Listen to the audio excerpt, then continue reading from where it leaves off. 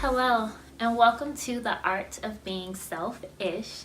I am Dr. Sims, a licensed psychologist, and on this channel, I focus on different ways of taking care of yourself or being selfish that will allow you to be nourished and filled so that you can take care of others.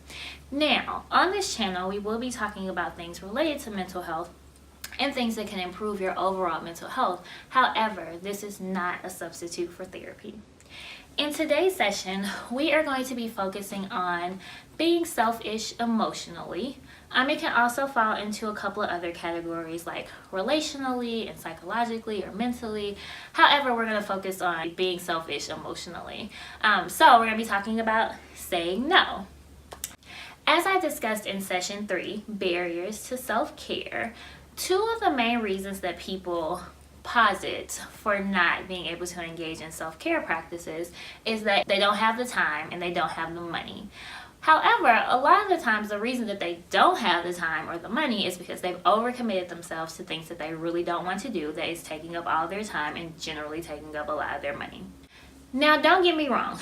There are some situations where you probably should say yes, that you don't really want to say no in. For example, work. There may be some things at your job that you really don't want to do, that you really don't feel like doing. However, more than likely, if you want to keep your job, you probably should be doing those things. Also, if you have children, you may not want to do some of the things that your children want you to do, or you may not feel like doing certain things for your kids. However, I'm going to go on a limb and say that even though you don't want to do it, you should probably still do those things.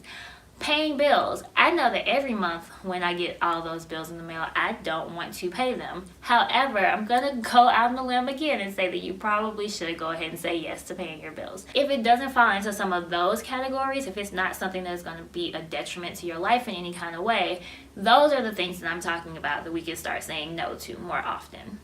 When people say yes to things that they really want to say no to and do that over and over repeatedly, it can often lead to a lot of different emotional reactions. It can lead to anger, bitterness, resentment. It can also lead to low self-esteem, so feeling really bad about yourself when that keeps happening over time. It also can lead to heightened levels of stress. It can lead to depression, and it can lead to anxiety. Another thing that can happen when you say yes to things that you really don't want to do is that you will cancel last minute. You will feel that dread so much in your spirit that you will send them that text the hour before whatever it is supposed to start, wherever it is you're supposed to be doing is going to happen, and you will be like, oh, I can't make it anymore for whatever reason. But if you start doing that over and over and over again, it makes you look unreliable. It makes you look like people can't depend on you. But it just doesn't make sense to put yourself in that kind of situation when you could have just said no from the beginning. There are also a plethora of different reasons why we don't say no. One of the reasons that people often don't say no is that they don't want to hurt other people's feelings. They tend to be people pleasers, and so they're thinking about the expectations and the approval of other people rather than thinking about their own needs. People are also often worried about being perceived as petty or mean or aggressive or something like that. Then, of course, there's FOMO, the fear of missing out. People often say yes and overcommit themselves because they don't want to feel like they're missing out on anything. If they say no, that they can't do something, then it winds up on social media and everybody looks like they're having such a great time, then their whole world will shatter and come to an end. And so a lot of times people say yes, even though they may not really want to, because they don't want to miss out on something exciting. Now, the reality of the situation is you have every right to say no. Everybody has a right to say no to whatever it is that they want to. You always have that choice. And just because you say no doesn't mean that you don't like the person that you're saying no to, doesn't mean that you don't support whatever it is that you won't be able to attend. It doesn't mean that you don't respect it or you don't believe in it. It really doesn't make a judgment about what it is that you're saying no to. It just means that at that time, you cannot fulfill the request that is being requested of you. You may have all those other feelings, but that's just not necessarily what saying no has to mean. Additionally, whenever you say yes to something, you're also saying no to something else. So if you say yes to going to a party, you're saying no to your at home and free time or whatever else you could have been doing in that time. And so you always have a choice.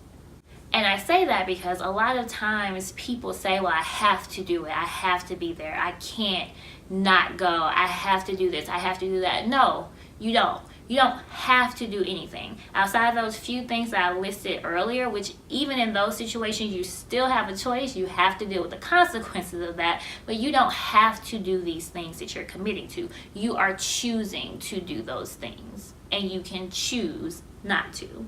If your plate is already full, if you already have 1,000 things going on, stop saying yes to things that you don't really want to be doing.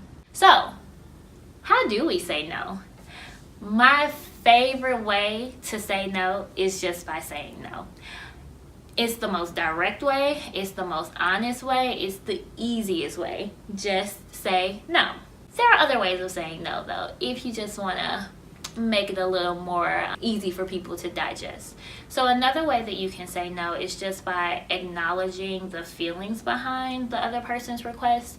So say that someone invites you to something that's really important to them. You can acknowledge that and say, I know this is really important to you, however, I'm not going to be able to make it. Going back to saying no directly and honestly, stop apologizing for saying no. It's okay for you to say no. You don't have to say, I'm sorry, but no, I can't go. No, I just won't be able to make it. You can also make a rain check. So if you know that genuinely it's just a lot for you to take on right now and you would like to do whatever it is that you're canceling or denying their request, schedule it for a later date. So no, I can't make it tonight, but maybe tomorrow or maybe next week, or why don't we plan something for next month? That is another way of saying no.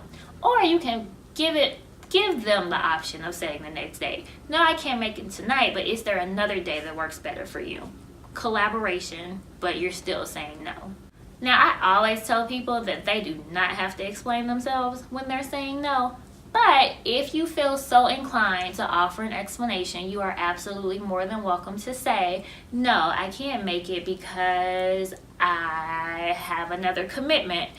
Feel free to give an explanation, but you don't have to give an explanation either. If you can't go, or if you can't do, or if you don't want to, no can be sufficient enough. And if people are persistent in asking you to do something once you've already said no to them, feel free to keep just being repetitive and being as persistent as they are. They keep asking you no, can't do it, no, until they get the point. Also, when you're saying no, stop saying probably. I realized that I realized that I had, and I'm still working on, a habit of saying probably. Like someone would ask me to do something and I'll say, I'll probably try to do it, blah, blah, blah, just to make it a little easier. And then I know good and well that I'm not going to do it. And so I really try to remove probably out of my vocabulary when I'm saying no or when I'm turning down a request. If you know that you're not going to be able to do something, don't say probably, or don't say might, or don't say maybe. No, I'm not going to make it. I can't do it. Can you think about how freeing it will be for you to not be overcommitted, especially to things that you really don't want to do? Can you imagine not going to an event or not attending something that you really weren't interested in around people that you really don't want to be around, and being at home, enjoying your free time or doing the things that you want to do? Can you imagine how much better that would feel? You don't have to feel guilty about it. Again, be selfish emotionally. Guilt is so heavy and it can weigh you down. It's okay for you to say no to things that you don't want to do. A part of being selfish is focusing on the things that brings you joy and the things that make you happy and the things that make you feel good. Why would you overcommit and say yes to things that don't do that? I know that there are times where we do things that we don't want to do for other people out of love and courtesy and respect and things of that nature. So it doesn't necessarily have to be a every time you don't want to do something, you don't do it. However, if this is a pattern for you, if you feel so pulled to say yes to things that you don't want to do because of the reasons that we listed earlier, that's when I want you to start paying more attention to how can you start saying no, so that you don't start to build up those feelings of resentment, anger, bitterness, depression, anxiety, and or stress.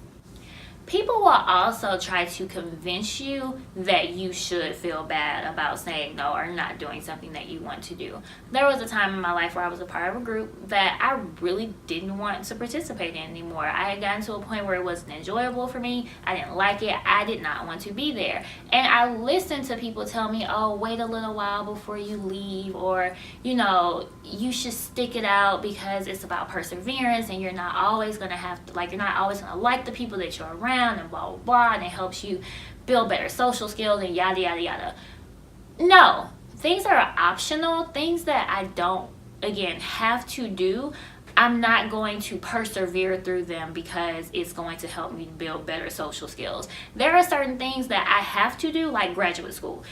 Graduate school was optional, but it was not optional at the same time. And there were people there that I got to develop social skills with. Like, talk about perseverance. Going through graduate school is a test of all of your endurance. And so there are certain situations that will allow you to have those experiences. But when something is optional, when you're doing something in your free time that's supposed to be for fun or for leisure, and it's not satisfying to you, it's okay for you to say, nope, not going to work anymore. Saying no really is a form of empowerment. It's taking your power back, and it is reclaiming your time. I think that another barrier to us saying no has to do with how we think other people will feel when we say no, based on how we feel when people say no to us. Being someone that is very spoiled, not really accustomed to hearing the word no growing up, it takes a lot for me to accept people telling me no. And I can see how that can be a barrier to me saying no to other people. However, as an adult, I recognize that you won't hear yes all the time. My husband tells me no, it breaks a little part of me on the inside. However, I know that realistically, I cannot expect him to say yes to me all the time. And that is for any relationship in your life. So on the other side of that, people can't expect you to say yes to them all the time either. You can train people to believe that you're going to say yes to them all the time, because if you've never said no to them, they are going to think that they can always hear yes from you. And so that can be a shock to people the first time you say no. Beyonce said it best, the first time I said no, it's like I never said yes. And so, yes, you train people to expect you to always say yes, but you can also train people to recognize that it's not going to be that way all the time. Hearing no sucks. It really does. I'm not saying that it doesn't hurt. I'm not saying that it doesn't suck, but that doesn't mean that you have to feel pressure into saying yes. I know that saying no is not easy for a lot of people, but if you're feeling overworked, you're overstressed, you're too tired, your energy is really low, you're really irritable, you don't feel like you have enough time to take care of yourself, you probably should start considering saying no to some things. It can start off small, it can start off slow, but the way that your life carries on is an indicator of whether or not you're taking on too much. And if you're taking on too much, it's time for you to start saying no. So that's all for this week. The art of being selfish, the art of saying no. Make sure you all tune in next Saturday as we talk about being selfish in another area of your life. See y'all soon.